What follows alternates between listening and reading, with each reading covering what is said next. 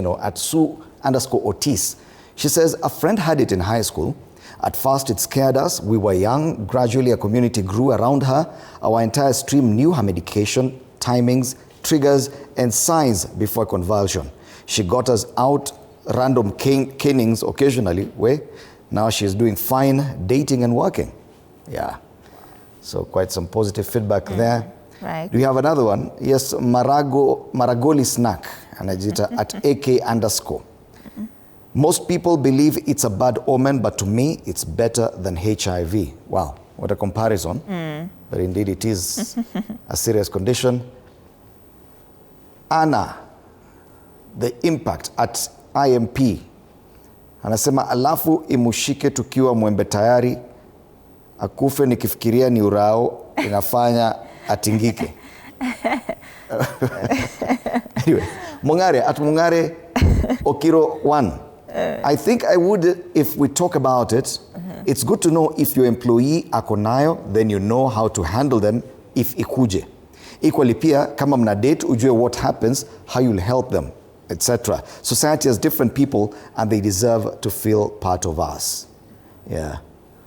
Chelsea at Aindepe says, stigma is real. Yes, indeed, stigma is real. All right, so this is just some of your experiences and probably may offer an insight into what people, generally the community around those people afflicted by this condition, should be doing. So back to you, Anne, to continue the conversation. All right, thank you so much, Fred. And we continue with the conversation, epilepsy awareness. TV47 Kenya on Facebook and on YouTube, TV47 Digital on X. Talk to us, Tuambie, what do you want to know about epilepsy as well? Would you hire or even date somebody with epilepsy? We've seen some feedback talking about employment as well. Dating, we've seen a funny comment there, and thank you so much for that light moment there. We're taking a break, but even as we go on this very short break, we do welcome your feedback and what to do in such a situation, because we still continue this conversation. We hear powerful stories from people living with epilepsy every day. Under the 2026 theme, turning stories into action, what one action should families, schools, employers, or government take right now to support them? And I think the clinician has explained quite a lot there. Let's see what people are saying online. East African Community Investment here says, but yes, very comfortable. You do know that most cases can be well controlled with medicine. I have patients who have gone years without an epileptic episode. It's about early diagnosis and treatment. Thank you for that. Billy Omondi at Billy Omondi says, tricky sana bana. It's the hard fact. Tricky sana. Mongare at Mongare Okiroan says, I think I would, if we talk about it. It's good. You would do what? Probably date them. Yes. It's good to know if your employee, date, employ. It's good to know if your employee akonayo, then you know how to handle them if ikuje. Equally pia kama mna date, ujue what happens, how you'll help them, etc. Society has different people and they deserve to feel part of us. Yes, indeed. So what one action would you recommend for this? And thank you so much to the clinician for telling us more. Back to you, Anne. All right. What is the cost of treatment, Fred? Yeah, the cost of treatment for epilepsy, I would say it varies, of course, from the type. But it goes as far as other treatment parts being very expensive.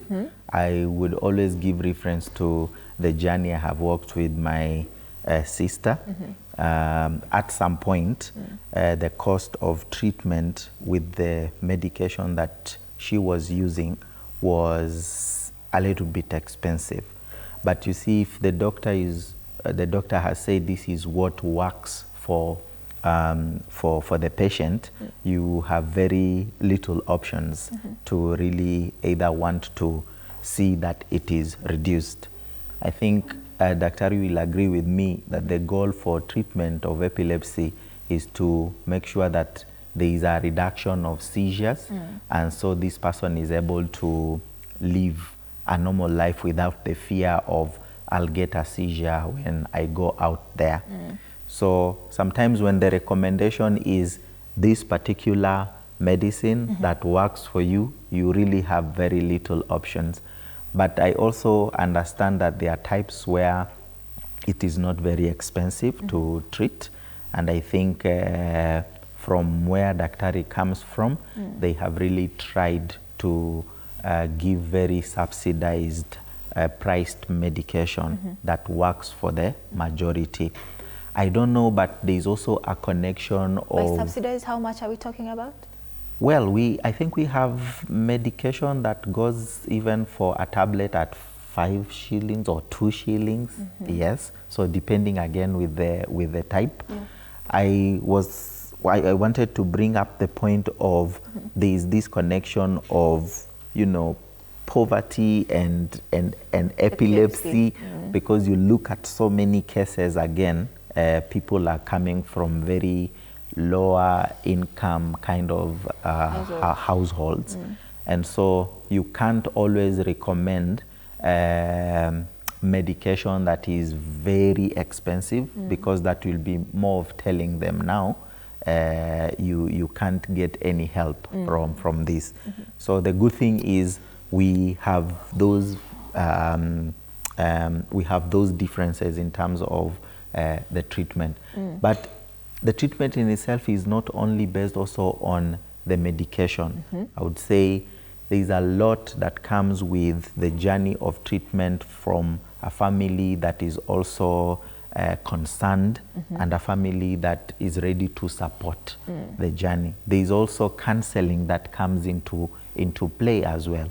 Sometimes you have a patient who has the right medication, but they feel so burdened with taking that medication every day and they stop.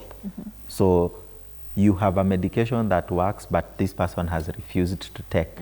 So they need to be supported also psychologically, socially, and the family to also be there to walk with them that journey, because you are not sure for how long this person is going to take. Just like any other chronic illnesses, people get so tired at some point, even as a caregiver.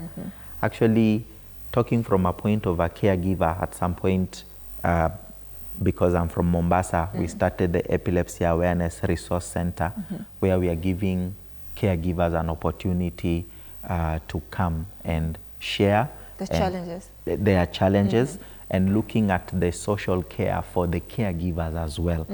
Because sometimes they get so immersed into taking care of this patient, to an extent they forget about themselves. And if a caregiver is not well off psychologically, mentally, then taking care of a person who has a chronic illness becomes very difficult. I think maybe Sylvia can attest to that, of how the mother was really viewing it, and how, you know, she, at some point it becomes very difficult. You want to support this person, you don't know for how long. Every day you wake up, you've forgotten about even your social life, and that poses the challenge so much. Sylvia, how is your dating life as we conclude this conversation? Kazi, umedate na kazi pia. Valentine. Yes, Valentine is around the corner. Valentine is Saturday. Talk to us about your dating life.